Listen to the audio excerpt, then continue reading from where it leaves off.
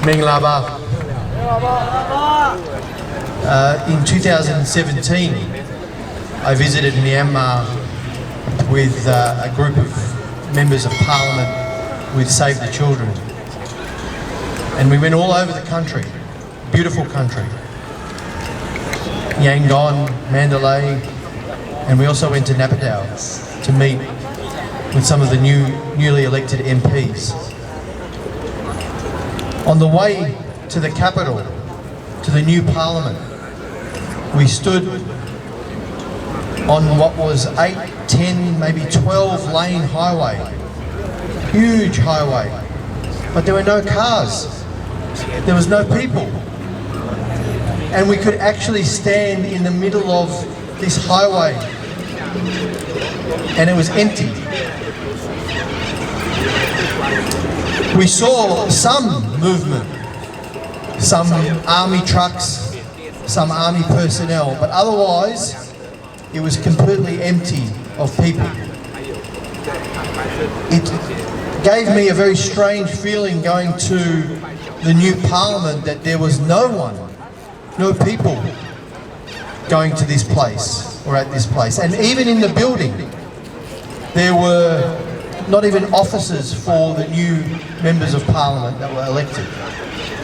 It was a huge building, a huge edifice, but very artificial. And it made me wonder even then, does the military really accept the beginnings of democracy? Does it really want to see a democratic government and the NLD form government? Certainly not when you think about the 25% of seats in the parliament that they guarantee for themselves. This crisis, this struggle that your family and your friends are having right now as we speak, they are fighting for their rights, their democracy, their freedom. They are putting their lives at risk. And you are also taking a risk by standing alongside them. I know how difficult it must be for all of you when you have family and friends on the streets of Mandalay or Yangon or in the towns and villages who are fighting, with the CDM movement. What it means to you, the fear that you have, the nervousness, the anguish, the anxiety about your friends and family. Their courage is an example to all of us. And because they are on the front line of democracy, it is the very least that we can do, certainly that I can do as a Member of Parliament, a representative in a democracy. The very least that I can do is to stand alongside them, to advocate for them, to speak for them, to fight for them and stand with you in their struggle for freedom.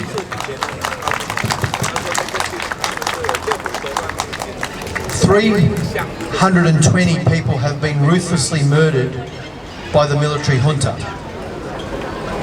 The blood of 320 innocent martyrs for freedom have been spilled by this military junta, this regime. Even a 7-year-old girl shot in the arms of her father. They weren't even protesting. This was military going from door to door, shooting indiscriminately. Now, all of the governments, the democratic governments around the world have a choice.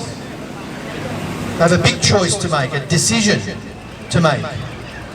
Do we stand with the people of Myanmar or do we engage with a military regime? I've made my choice. I spoke in the Parliament of Australia in Canberra and said, do not give legitimacy to the military junta. They are not the elected government of Myanmar. Actually, the elected government of Myanmar, which is now represented by the CRPH. And in the Parliament of Australia, I called on our government to recognise the CRPH as the legitimate representative of the legitimate government of Myanmar.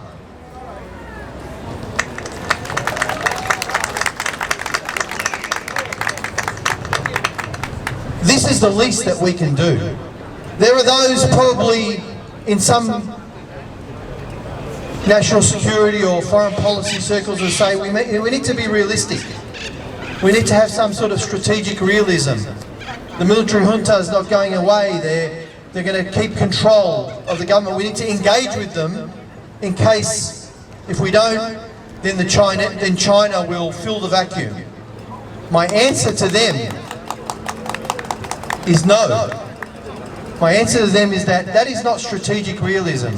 That is strategic cowardice. China is already there. And there is a moment now in history where your families, your friends, are on the front line of the battle of this age. The battle against authoritarian military dictatorship. The battle for democracy and freedom. And the people that are close to you and you are on the front line battle for that democracy. What happens in Myanmar will have a resonance for the rest of this century. What kind of world are we going to live in? So, I've said to my government, not only should you recognise the CRPH, you should tighten and target sanctions against the military leaders and their family members who might also be here.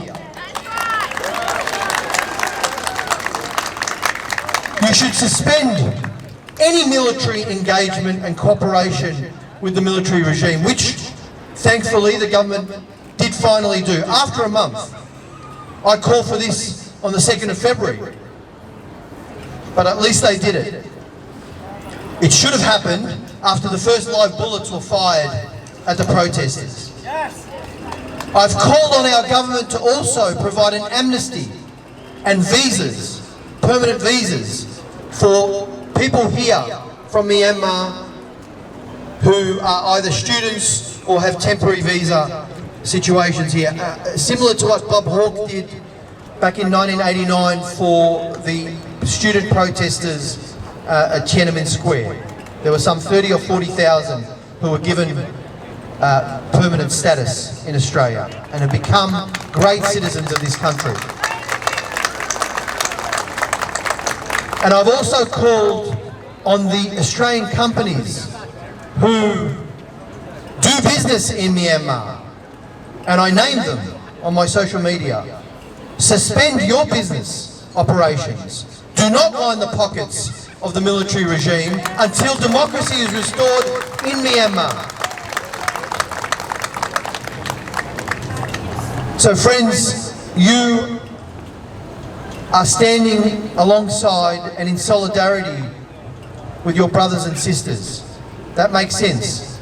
With your family, with your friends, with your country people, the people that you share your bond of culture and language and tradition. That makes sense. Of course you will do that.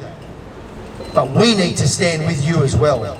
We need to stand up with you as well and show solidarity with you.